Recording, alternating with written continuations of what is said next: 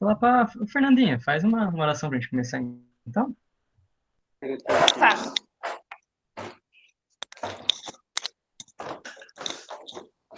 Senhor Jesus, nós te agradecemos por mais um dia que o Senhor nos deu.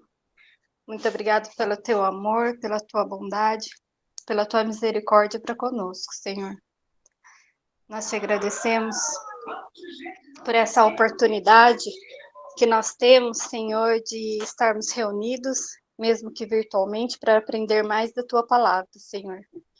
Que o Senhor nos ajude e abra as nossas mentes, nossos corações, para entender, Senhor, a tua palavra nessa noite, Senhor. Esteja conosco, esteja com o Ney, use ele essa noite. Em nome de Jesus, amém. Amém. Só, a gente vai seguir a mesma estrutura da semana passada.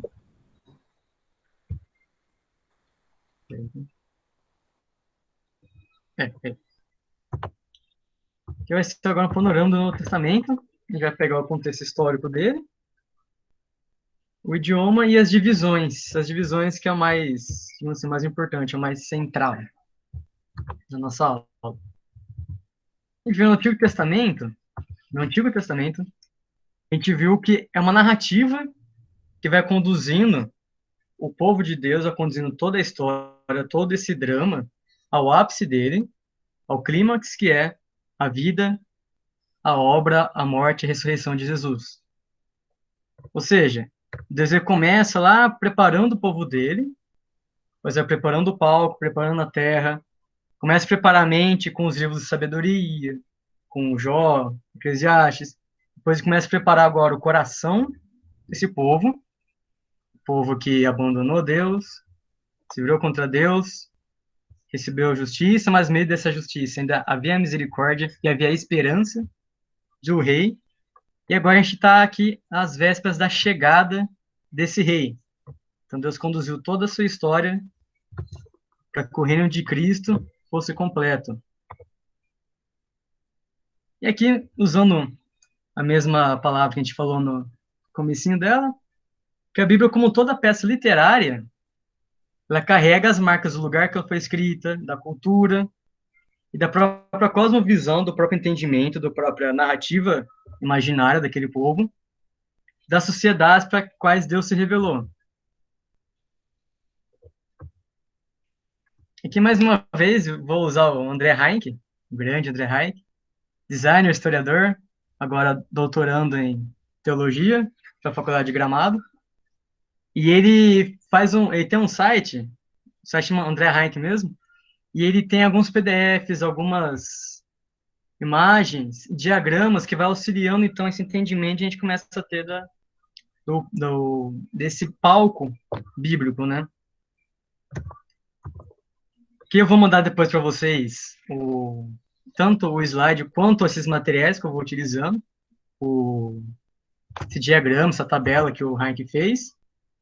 E aqui a gente vê, no Antigo Testamento, o reino de Israel, aquele reino bem pequenininho, né? Mais ou menos o tamanho do Sergipe, e o resto seria o próprio Brasil. Então, vocês imaginam como que Israel foi... quanto que essas culturas ao redor de Israel contribuíram para a formação desse povo. E aqui a gente sai, o pessoal volta do exílio, ainda é um povo dominado, chega o grande Alexandre, em cima do seu cavalo, e domina praticamente todo mundo conhecido da época. Aqui uma aulinha do Enem. E aí vai e tal, tem uma revolta de Macabeus, há uma emancipação de Israel por um curto período de tempo. E eis que chega o grande Júlio César, no seu triunvirato, o ditador romano, que expande ainda mais o reino de Alexandre e agora literalmente domina todo mundo conhecido até então. Ele passa os Alpes. Quem gosta de Asterix e Obelix, é bem acurado, é bem histórico a ida de Júlio César para o povo gaulês, dominando toda a Europa. E nesse período, então, Júlio César morre, e sobe o Império Romano com César Augusto. E Jesus vai nascer lá por volta do ano sexto ou ano quarto antes de Cristo. Ele nasce antes dele mesmo, claro, já nasce na plenitude do tempo, mas há um erro de data, tem um erro de calendário, então a ideia mais central é que Jesus nasceu lá para o ano 4 antes de Cristo, que mais ou menos data de alguns censos que o governador fez, né? Então, basicamente, o palco daqui vai ser o Império Romano. O Império Romano está dominando tudo. O Império Romano, ele, diferente das outros tipos de invasão, ele faz uma invasão vertical. Ele começa a colocar a way of life dos romanos, né? Aí, quem curte Estados Unidos, é basicamente o que os Estados Unidos faz com o mundo. Ele coloca o way of life dele, propagandas, filmes, tal, tal, tal, até que ele domina culturalmente tudo. É isso que Roma fez, mas Roma fez também pela força. E Jesus, ele tem esse curto período aí, 33 anos, mais ou menos. Ele passa por dois governadores, que é Tibério, e pasme, o grande rei do universo conhece a maior autoridade que ele conheceu foi um governador de uma província desértica. Isso é magnífico, como que o plano e o drama que Deus escreveu é fantástico, né? O próprio rei conhecendo um governador. E aí a gente tem todo o drama do Novo Testamento. Foi. Aí começa, depois descido do Pentecostes, da ascensão de Cristo, descido do Espírito Santo, as viagens missionárias de Paulo, as perseguições com Nero. Aqui já começa a ficar mais acirradas perseguições, já começa uma perseguição sistemática de Nero, que daí a gente começa a ler, a gente tem um trechinho na carta de Timóteo, que Paulo, ele é na primeira carta, nas primeiras cartas da prisão dele, ele tem essa esperança de ser libertado, mas já na segunda Timóteo, ele já fala, combati o bom combate, daqui eu não saio mais. Aqui minha vida termina, mas o ministério de vocês continua até a eternidade. Aqui a destruição do templo e a expansão do cristianismo em fato, né? Então esse é o mundo político, que é Roma. Nós temos também um mundo cultural, um mundo intelectual, que é Grécia.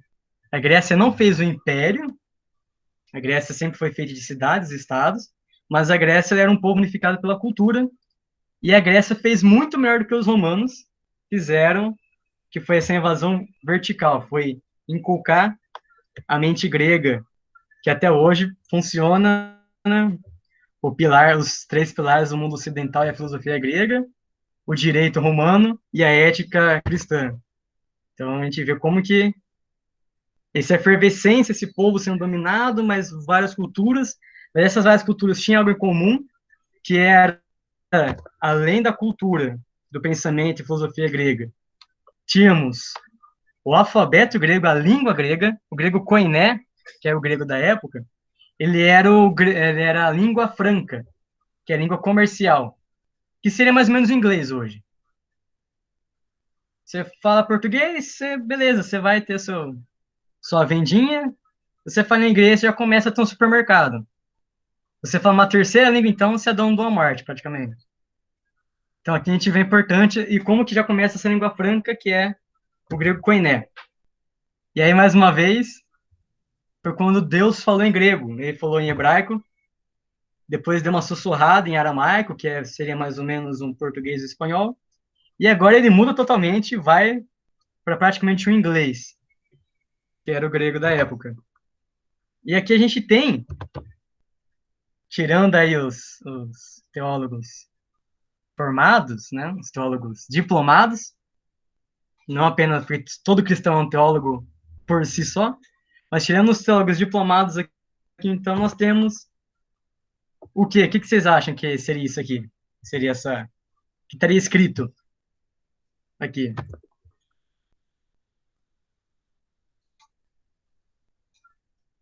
Bíblia, alguma coisa. Fernandinha bagaçou. É o princípio. A Bíblia vem daí mesmo, livro. Esse aqui é o primeiro verso do Novo Testamento, Mateus 1:1. Eis o livro da genealogia de Jesus Cristo, filho de Davi, filho de Abraão.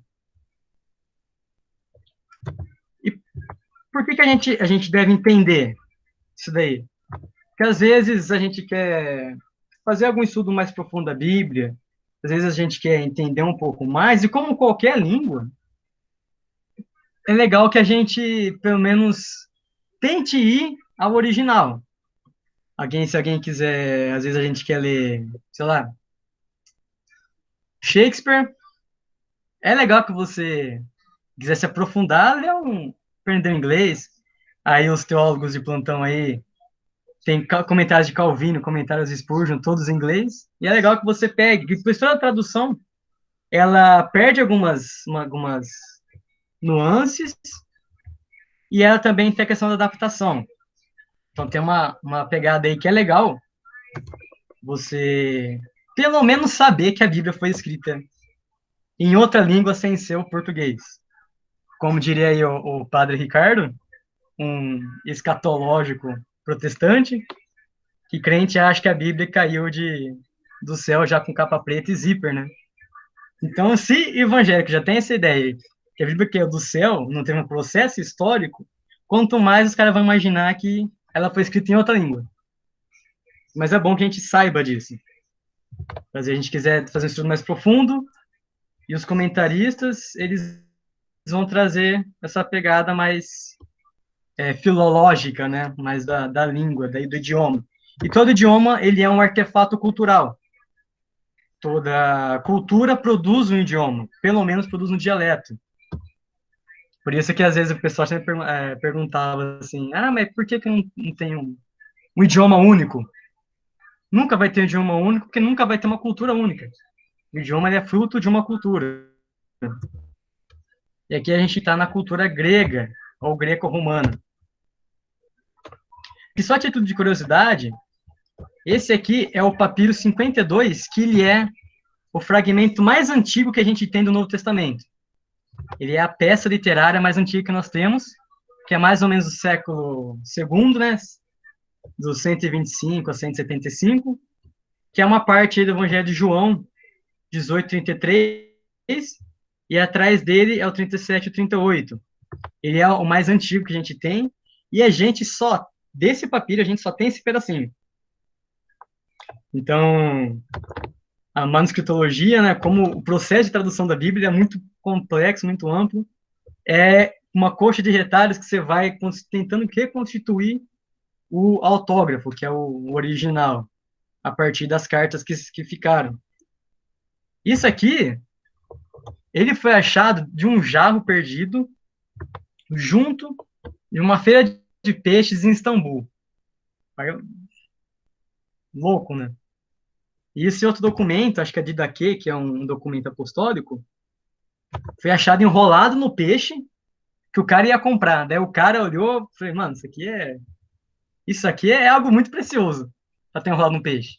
E aí descobriu que era um livro muito tempo perdido. E aqui é o Códice Sinaítico, né, o Códice Sinaíticos, que é o mais antigo compilado. Né? A gente falou que tem os fragmentos e tem esse compilado, que é o Novo Testamento em fato, né? Seria o Novo Testamento em fato, lá do século IV, que da onde se usa para a tradução da Bíblia hoje em dia. O Códice Sinaítico ou o Códice de Vaticano. Dado isso, Camila, você podia ler para a gente? Esse texto que tá aí, né? Na Isso. tela. Tá. O grego, o hebraico e o latim têm cada um o seu lugar, não à cabeça da cruz onde Pilatos os pôs, mas sim ao pé da cruz, em humilde serviço a Cristo.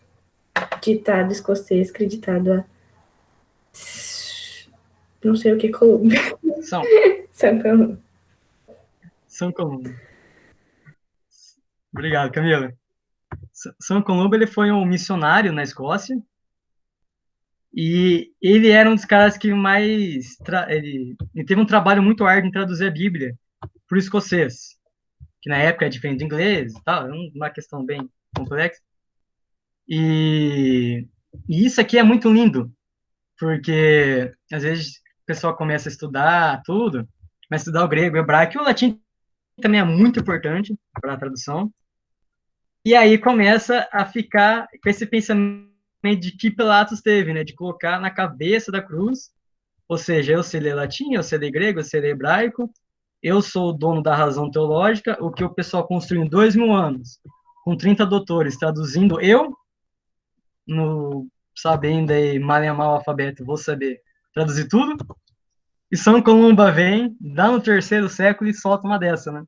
Que deve ser colocada aos pés da cruz. A gente sabe todo esse contexto cultural, textual, político, serviu única e exclusivamente para a grande narrativa cristã, que tem o seu ápice no reino de Jesus Cristo. Beleza? Então, as divisões é bem mais simples que o Antigo Testamento. Nós temos os evangelhos sinóticos e João. Nós temos o livro histórico, que é Atos. Nós temos as epístolas, estão divididas nas epístolas paulinas, né, as epístolas de Paulo, e as epístolas universais ou epístolas católicas. Hebreus, Tiago, as duas de Pedro, as três de João e Judas. E aí nós chegamos no apocalíptico, na literatura apocalíptica, sendo a canônica o Apocalipse de João. Aí do grande João, o antigo, ou algumas traduções, João o divino, que é bem interessante essa tradução também. E a gente tá falando da questão narrativa, né? Criação, queda, redenção e consumação.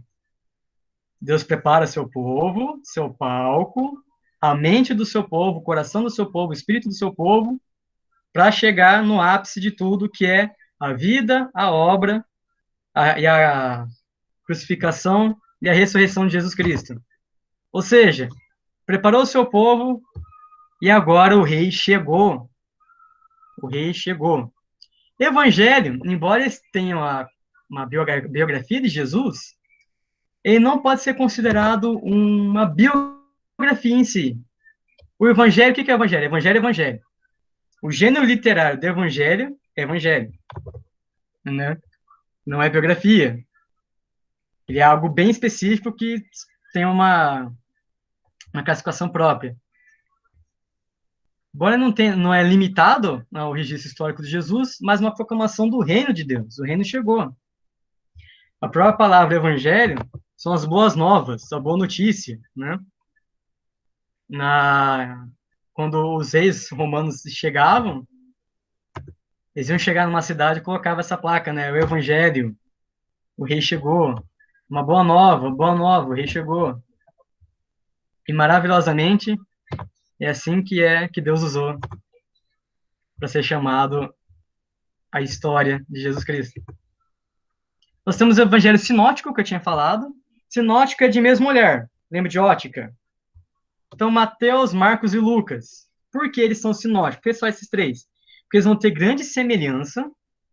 Tem muita semelhança. Muita coisa que você encontra você tem em Marcos, você tem em Mateus, você tem em Lucas. Marcos, ele é tido como o primeiro a ser escrito. Vai ser escrito lá pelos anos 60, por aí.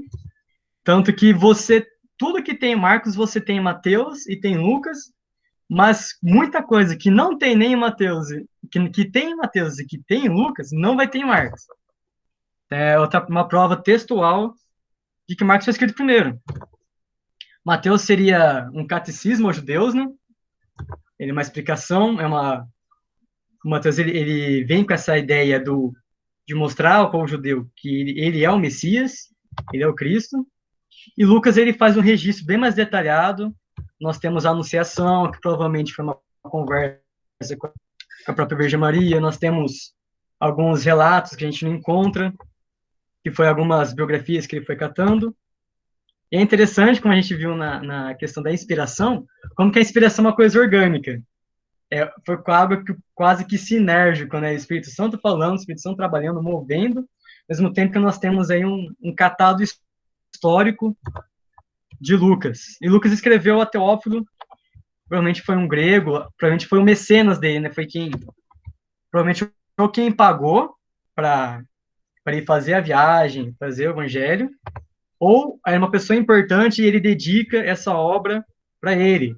Quando João Calvino vai escrever os Institutos, ele dedica a obra ao rei Francisco, da França, e é legal que vai dando aquela importância para o livro, tem uma proteção autoral. É uma sacada muito legal, e Deus conduz tudo, né? Isso é maravilhoso. A gente tem João, que é bem diferente dos três. João ele não possui paralelo com os sinóticos, mas o João ele tem uma coisa muito específica.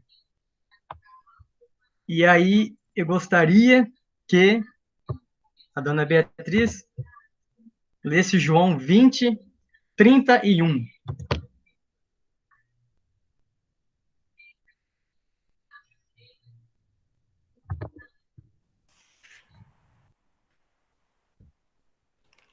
Minha Bíblia só abre em Mateus, quando chega nos evangelhos. Acontece com frequência. João 20, 31. Estes, porém, foram registrados para que vocês creiam que Jesus é o Cristo, o Filho de Deus, e para que, crendo, tenham vida em seu nome. Essa é o princípio do Evangelho de João, que é apresentar Jesus como o próprio Deus encarnado. Então ele difere um pouco literariamente dos outros evangelhos, por isso ele tem um propósito bem específico, que é apresentar Jesus como Logos, o discurso divino que estava desde o princípio. A gente pega Gênesis, começa, Deus falou, para luz, Deus falou, não sei o que, Deus falou, e Deus falou, Deus falou. A palavra de Deus é criadora, a ideia é que a gente tem um rei que está decretando, ordenando que as coisas aconteçam. E através dessa palavra criadora, que é Deus, mas que não é o Pai, que é o Filho, que essa palavra se encarna. Essa palavra é o princípio de tudo, que é uma ideia grega, que muitos filósofos vão trabalhar a ideia do arquê, que é o princípio. O que era o princípio? O princípio é o caos, o princípio é a água. Aí tem um filósofo que fala, o princípio é o logos, o princípio é a palavra, é o discurso. E não à toa João usa justamente essas palavras. O princípio é o logos, o princípio é o discurso, é o verbo, é o decreto de Deus, e esse decreto de Deus é o próprio Filho de Deus encarnado. Então aqui, os 4 evangelhos, BTcast, Vitor Fontana e Melhorança, maravilhoso. Gente, BTcast, ouçam BTcast. Façam um favor para as suas vidas, ouçam BTcast. Os caras são, assim, absurdos. E aí, Jesus vem, Jesus viveu por nós, e essa é uma ênfase a gente tem que ter também, a gente acha que, a gente acaba esquecendo, né? A gente pensa que a obra prima, ou a obra central, é a crucificação, a ressurreição e a ascensão, mas Jesus viveu por nós também. Ele não só morreu por nós, mas viveu por nós. A gente tem que lembrar. Porque Jesus viveu por nós, morreu por nós, ressuscitou por nós e ascendeu por nós. E agora? Né? Cadê o rei? Agora estamos sozinhos aqui? Não, não estamos sozinhos. Nós temos, então, a completude da revelação trinitária. Um Deus que é o Pai, Filho e Espírito Santo. Sempre foi assim. Ele se revelou de pouco em pouco. Se revelou como Pai, como Criador. Depois se revelou como Filho. Jesus falava, vai vir um Consolador, que ele vai guiar vocês. E agora, uma vez que o rei chegou, o rei está sentado no trono nos céus, mas precisamos ser conduzidos para esse reino. E o Consolador, que é a terceira pessoa da Trindade, o Espírito Santo, agora conduz o reino, conduz a vida nesse reino.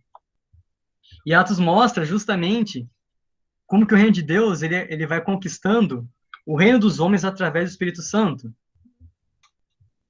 Ele tem a autoria de Lucas, porque o gênero, o estilo literário é bem semelhante com o Evangelho, é o mesmo destinatário. Tanto no comecinho de Luz quanto no comecinho de Atos, a gente tem a ti, Teófilo, ele fala, já escrevi muita coisa no primeiro livro. Agora no segundo livro, vou contar um pouco mais a história.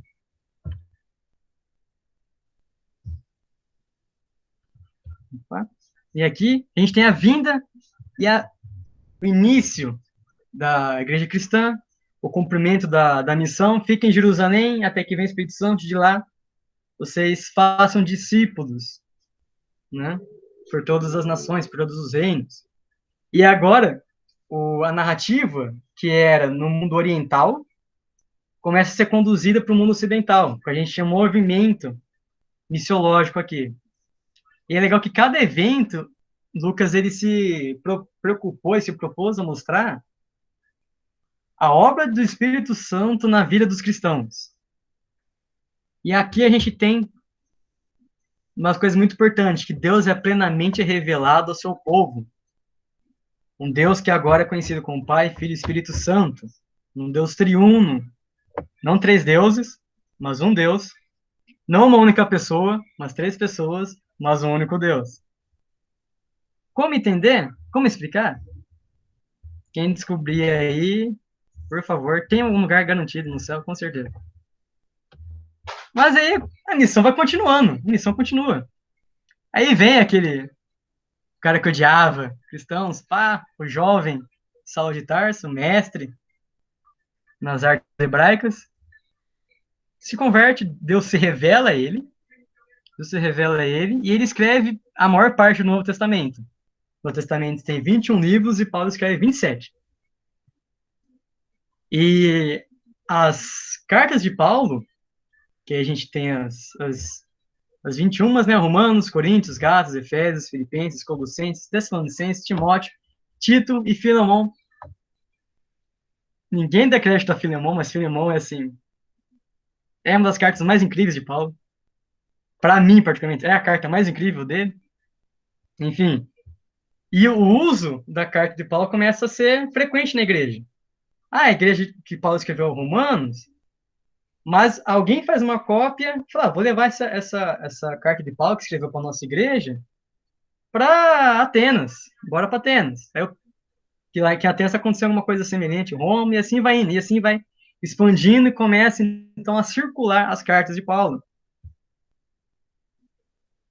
E Paulo escreve 13, né, das 21... aqui eu errei aqui, ó. Paulo escreve 13, eu estava fazendo a conta, não estava batendo. Paulo escreve 13 das 21 epístolas e 21 epístolas do 27 do Novo Testamento. Então, Paulo escreveu 13. 13. Acho que é assim. E aí, então, é como viver no reino. Paulo vai apresentando a mensagem do reino, explicando como que o evangelho, ele corrige divisões, não há grego, não há judeu, não há branco, não há negro. Ajuda os cristãos a resistir a sócios mestres e falar, o nego tá falando umas coisas meio louca. Não, o correto é isso aqui. O que Jesus falou é isso aqui. O que as escrituras dizem é isso. Então, firmem nisso aqui. Entendam isso que vocês vão estar existindo esses mestres. Afirma a supremacia de Cristo e orienta aí líderes, né?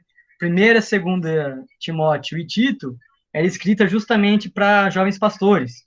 Tito já era um pouco mais velho, já era mais companheiro, tinha sido companheiro de Paulo, e Timóteo estava bem começando. Timóteo, muitos dizem que estava, né, na idade militar, então devia ter uns 20 anos, era bem molecão ainda. E dentro das epístolas de Paulo, a gente tem, depois das epístolas de Paulo, né? Porque é Rembrandt, o grande mestre da arte holandesa. E aí ele faz, tirando as epístolas de Paulo, nós temos as epístolas católicas, né? Que é Hebreus, que ninguém sabe quem escreveu. Só Shed talvez saiba, porque ele falou que a primeira coisa que Shed agora sabe. Quando entrasse no céu ia ser. Shed sabe quem escreveu Hebreus. E tá anônima, vamos esquentar a cabeça com isso. Tiago, o líder de Jerusalém, Pedro, João e Judas.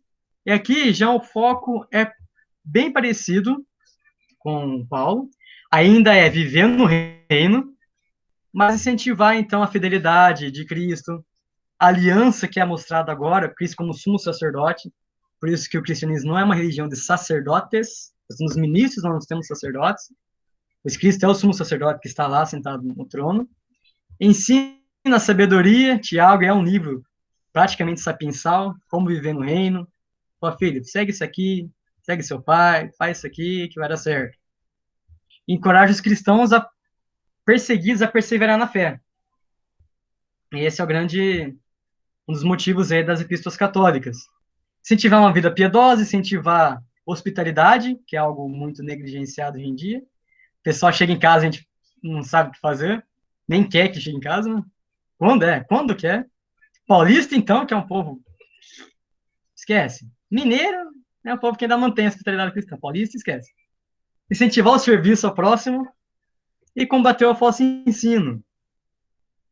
E aí a gente tem mais uma vez o slide de Teologia para Mulheres, da grande Prisca, teóloga aí no Jumper, pós-graduada, menina bagaçando.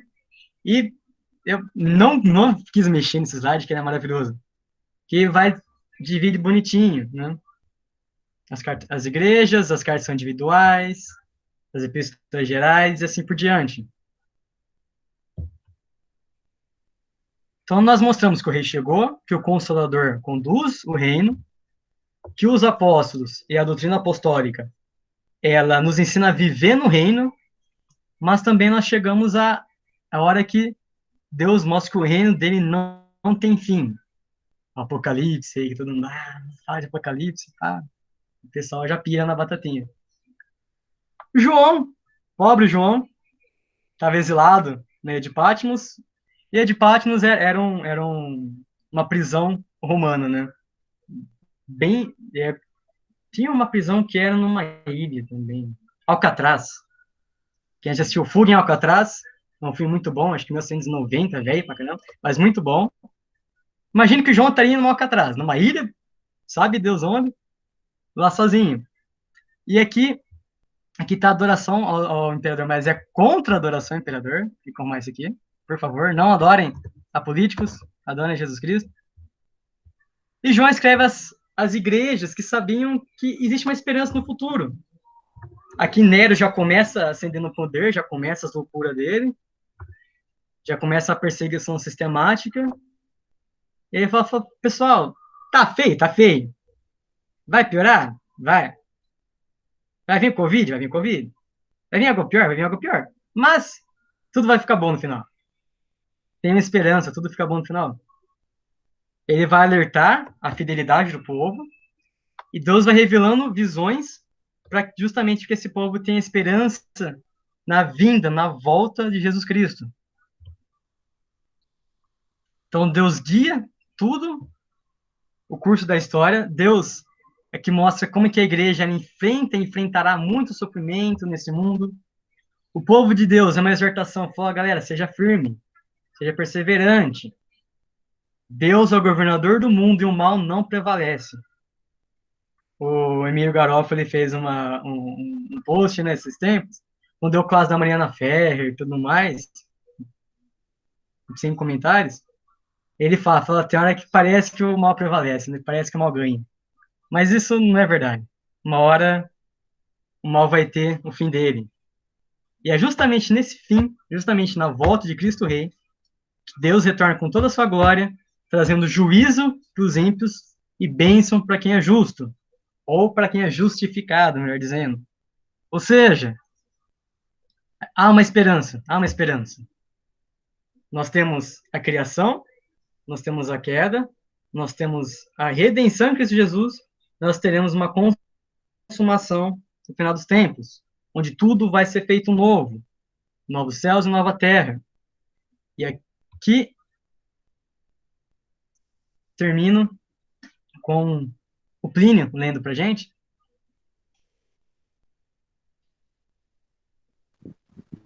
A Bíblia é um livro coeso que narra uma história com começo, meio e fim.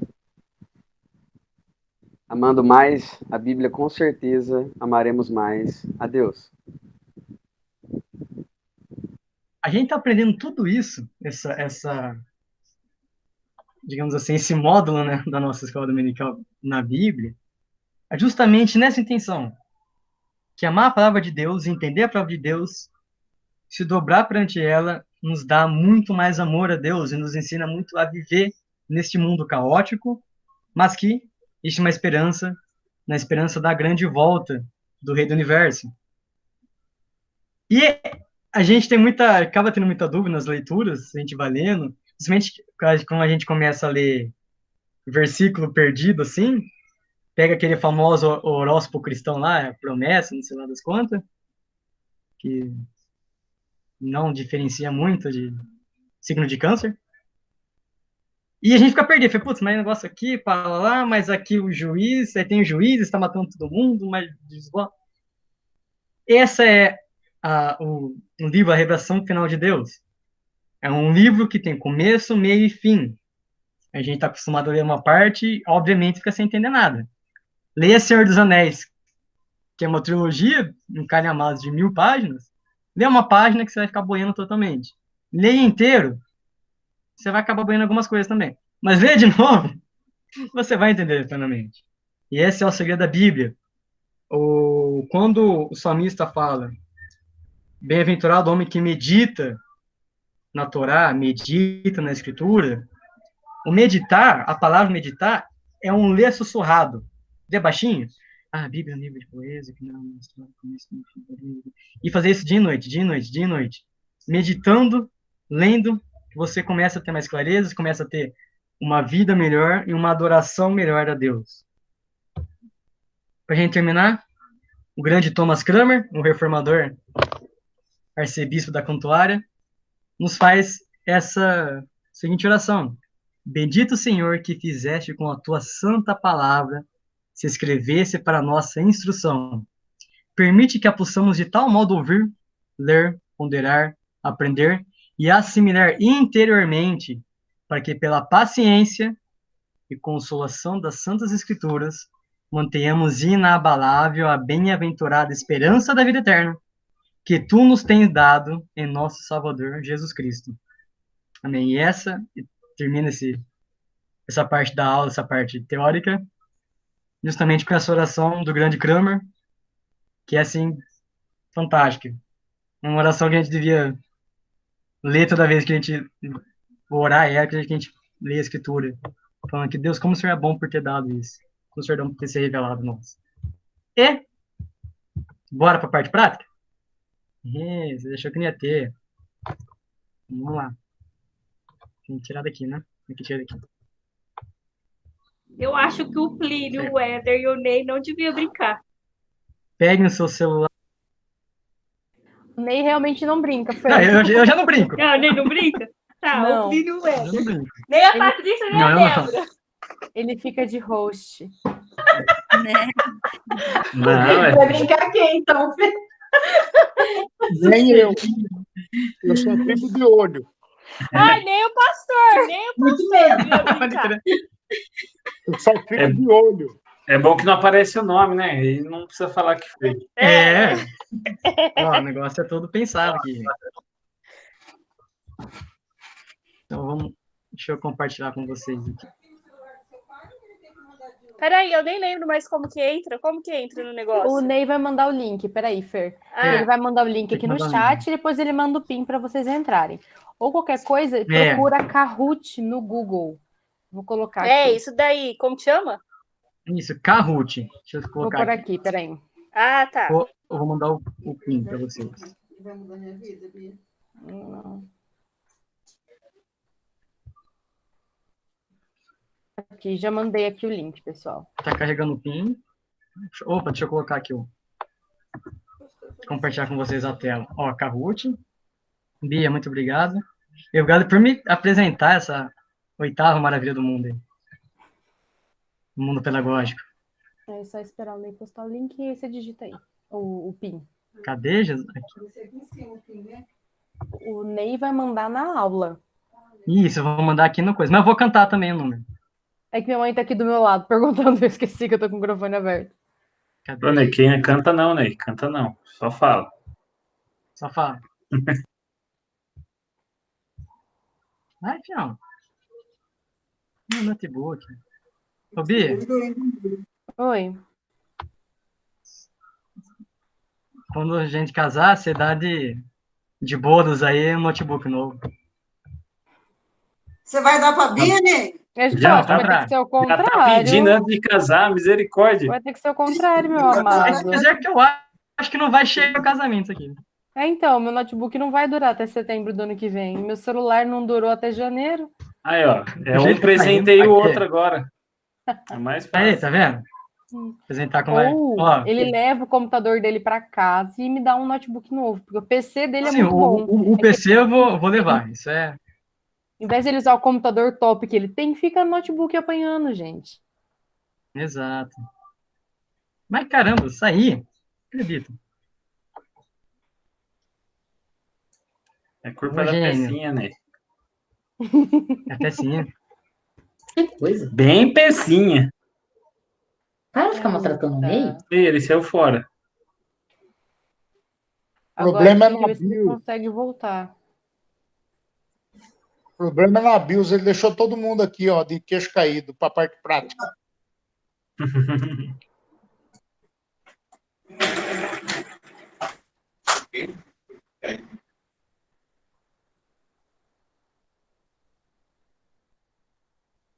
Prestou atenção na aula? Aí, Ney conseguiu colocar o PIN no chat, pessoal. É 7553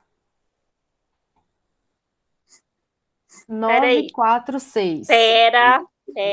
755 3 3 Peraí, gente. 946. Aí, 946. isso.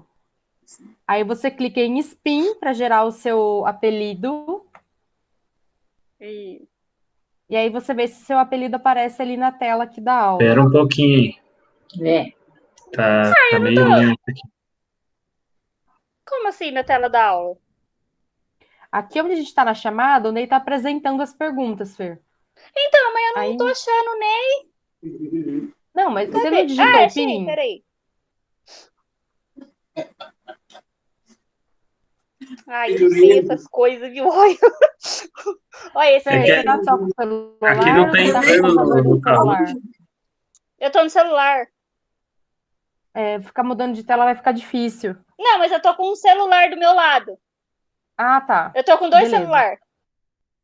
Só que aí. Um celular você deixa aqui na apresentação e no outro você deixa no jogo. Então, mas eu não tô conseguindo entrar na apresentação. Vê se você não fixou nenhuma tela. Lógico que eu fixei, né, Bia?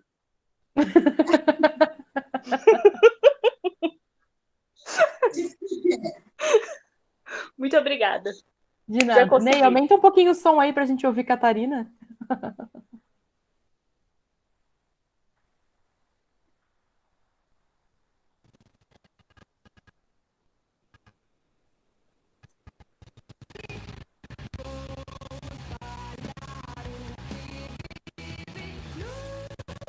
Nossa, mas se não entra com aquele... Aqui não tá entrando. É. A gente não tá conseguindo entrar no link. Digita no Google, então, a palavra Kahoot, Edão. Também. Já fiz O isso. Guarda já tentou Ai, já também. era. Eu tô usando o celular da minha avó e meu tio tá ligando pra ela bem agora. Peraí. Kahoot. Ah, consegui entrar. Ah, peraí. Você tentou pro Google. Bom, Esse aqui. Aí você digita o PIN aqui, que é o número ali. entrar.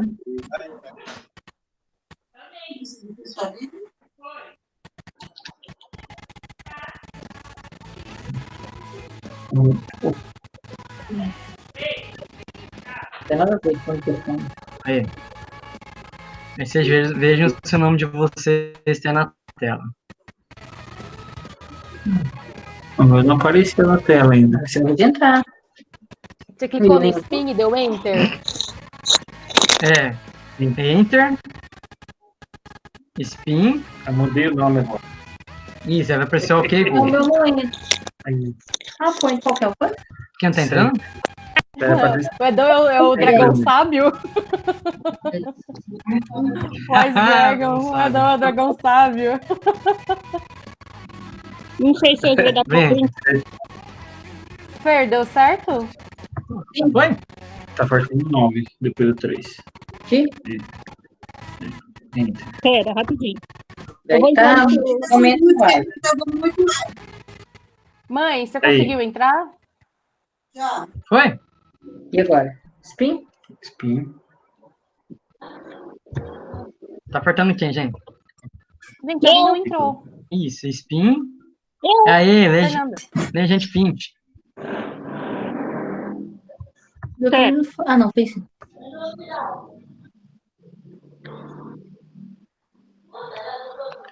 Isso é Fernanda. Tô quase.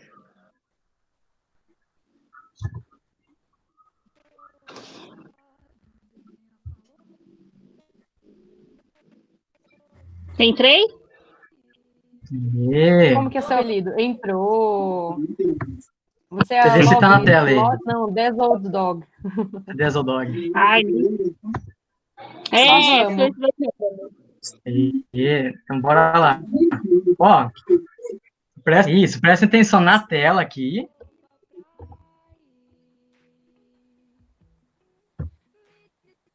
Start. Vamos lá, Novo Testamento. Olá, pessoal. Quantos são os evangelhos sinóticos?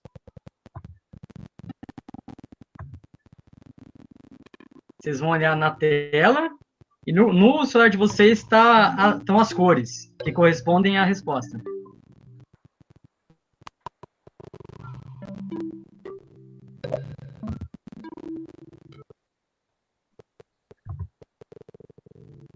Já respondi? Agora você deu bastante tempo, hein, Ney? Né? Agora Mas 7 ainda tá faltando uma pessoa responder. Faltam que são 8. Tá muito lerdo aqui. Tá assim, muito me tá assim, Ai, não vai dar pra eu jogar hoje. Ai, tá muito lerdo. A conexão tá fraca, Fernando? Eita. Eu tô aqui no outro celular, mas tá muito lerdo. Tem que ser no computador. Né? Até eu pegar computador. Eita, Fernandinho.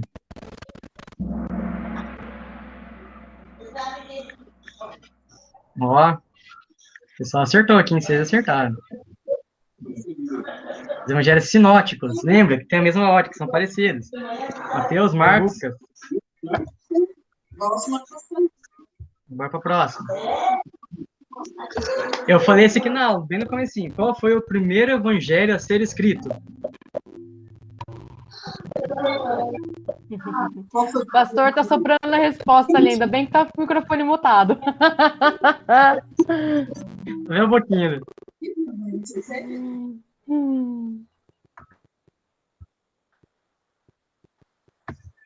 Oito. Aí, agora todo Todo mundo mundo respondeu, né? respondeu.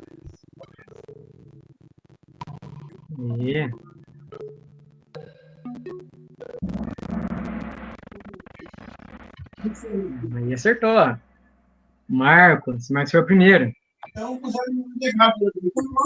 E é bom que ele é o mais curtinho também. O próximo. Evangelho é do mesmo gênero literário que biografia? Verdadeiro ou falso? Fato ou fake? Vamos lá. Evangelho é o mesmo gênero literário que biografia? Falei.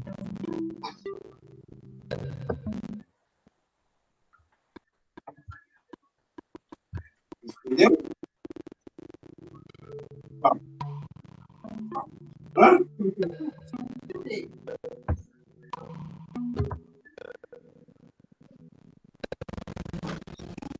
Tem como voltar para responder certo? Certo não. Não. Eu acho. Não dá, Fer. Não. Não dá pra mudar a Não, resposta. Você tá no jogo ainda, Fernando? Bancada, hein? Ah, sei lá se eu tô no Tá ali, ó, 8 respostas. Fala. Eu tô respondendo, o que for. Verdade, né, Tá cara? certo, Não dá pra- tá então, certo. É. Aí. Ah, era errado, né? Fiz errado. Quer dizer, eu pus fato, mas era o errado, né? Sim, o evangelho não é igual à biografia. Tem muitos elementos, mas tem muita coisa que Amor, diferencia. amor, pera. O evangelho- Mas, Ney, a então, resposta tá tá parecendo que é errada, Ney. fato. Tá parecendo que você colocou que é fato. Você É. marcou a resposta errada. Equívoco do professor. Gente, isso é pra aprender que... Ah, tá. Eu Não, isso daí é achei, pra aprender, pensei pra assim. gente ter... O Acabei professor de, não é o detentor acabei de de toda a falar pra sabedoria Patrícia na sala de aqui. aula. Eu tô aqui toda plena. Aí eu falei, uai. Isso é pegadinha, né, Ney? Patrícia meteu o pulo em mim aqui pra tá todo mundo eu induzir atento, ela né? ao erro. Eu fiquei, caramba, mas 7 respondeu errado, cara. Ô, Ney, que coisa, hein? Ô, gente, então, invertam aí. Quem respondeu que é fake acertou. Acabou de...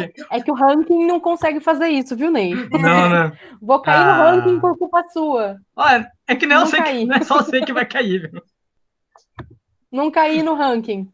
Gente, famosa resposta no lado de vestibular. Todo mundo sai ganhando. Beleza. Vamos lá. Ó, Atos dos Apóstolos. Foi destinado a quem?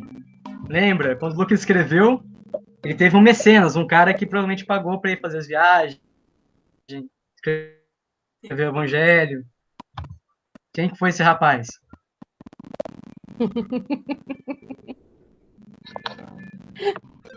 Uma pegadinha. Não sei quem foi esse rapaz.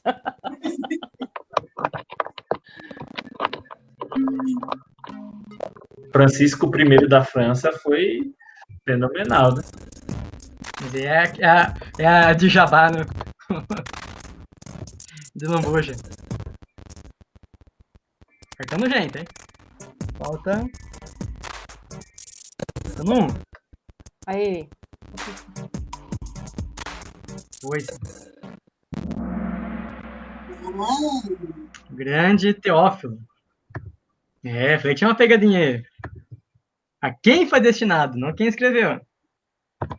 Grande Teófilo. Quem foi esse rapaz? Não menor ideia. Clemente vai dizer que foi um prefeito, uma coisa assim. Eu, particularmente, fico com Clemente. O cara é inteligente. Mas vamos lá. Quantas são as epístolas paulinas? Nós temos as epístolas gerais e as epístolas de Paulo. Quantas epístolas Paulo escreveu? Canta a musiquinha. Canta a musiquinha. Que a Patrícia não sabe. Mateus, Marcos, Lucas e João. Não é essa Não, aí, eu já não. tava cantando, você me Lula atrapalhou. lá, brilha uma Atos, Romanos, Coríntios, Coríntios, Gálatas, Colossenses, Efésios, Filipenses. De Ah, não, Timóteo, atrapalhando, Tito, pô. Filemão. Eu tava aqui cantando na minha cabeça, aí o Éder começa a cantar, eu me perco nas contas. Aí. 13. 13. Gente, esses joguinhos de aula não são bons. Meu velho homem adora um joguinho de aula, assim. Pedagogicamente falando, funciona. Tô aqui, ó. Vamos lá, ó. Quantas são as epístolas católicas ou epístolas gerais? Vocês de Paulo são 13?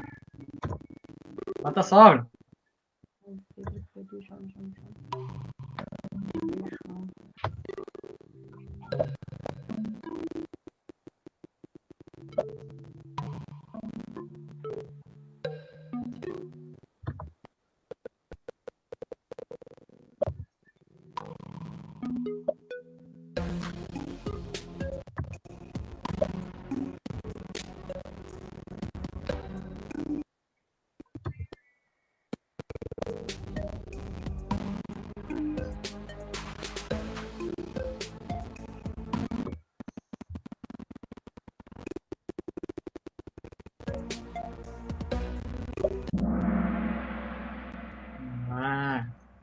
Apocalipse na carta, né?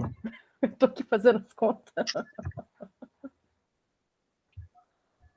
Eu quis responder rápido e errei todas. Ó, de verdadeiro ou falso? João escreveu o Apocalipse enquanto estava em Jerusalém. Tomara que eu tenha colocado a resposta certa. Eu não sei. Vai, melhor pessoa. Depois de uma, a segunda é com certeza, né? Fake. Aí, agora foi certo. Não, solta! Meu Deus. O que a Nala roubou? Gente do céu.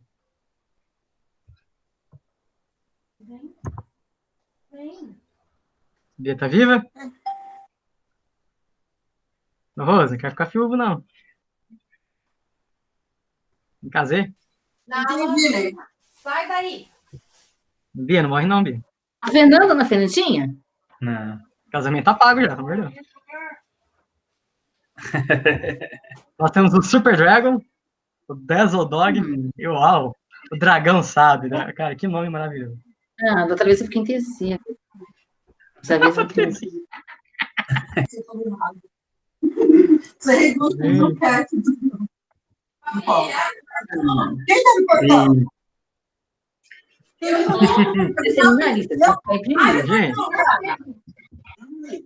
que tá acontecendo? O que tá acontecendo lá? Muda lá o nada, microfone tá da Bia, né? Não tá. É morcego, não vai, só não vai comer ele. Porque já fizeram isso e não deu muito certo. Por favor. Esperar a dona Beatriz voltar. Nós estava dando umas dicas. Só, na verdade que, claro, a sala foi um panorama, foi algo bem panorama, né, overview.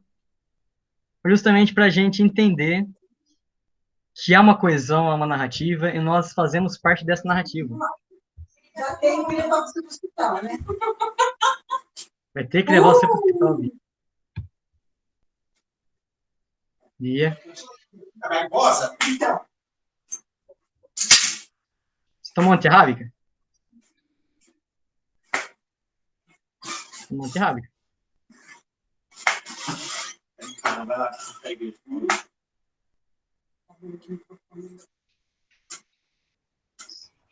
Sobreviveu?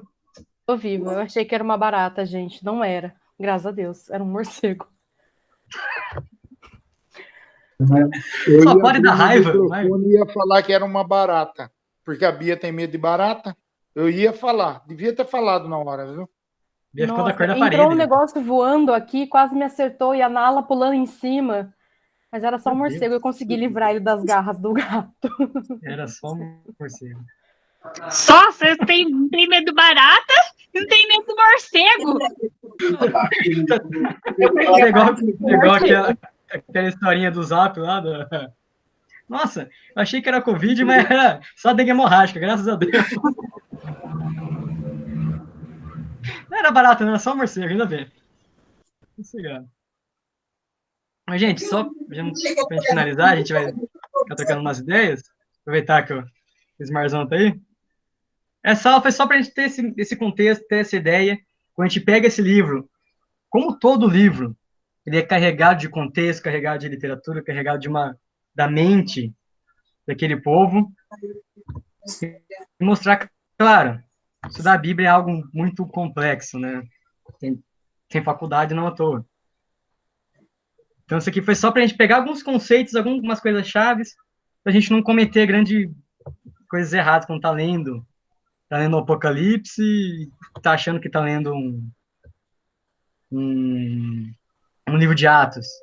Tá lendo um livro de Atos, uma coisa que aconteceu, achando que profecia e tal. Então, para a gente ter esses conceitos, ter essas coisas em mente, para que a gente leia a Bíblia de uma maneira mais tranquila, mais plena, mas principalmente de joelho e com uma mente humilhada de Deus, é Ele que nos dá esse saber. Amém? Amém. Galerinha. Amém, né? E essa escola dominical, essa escola quintal. Quinquazenal. Essa escola de quintal.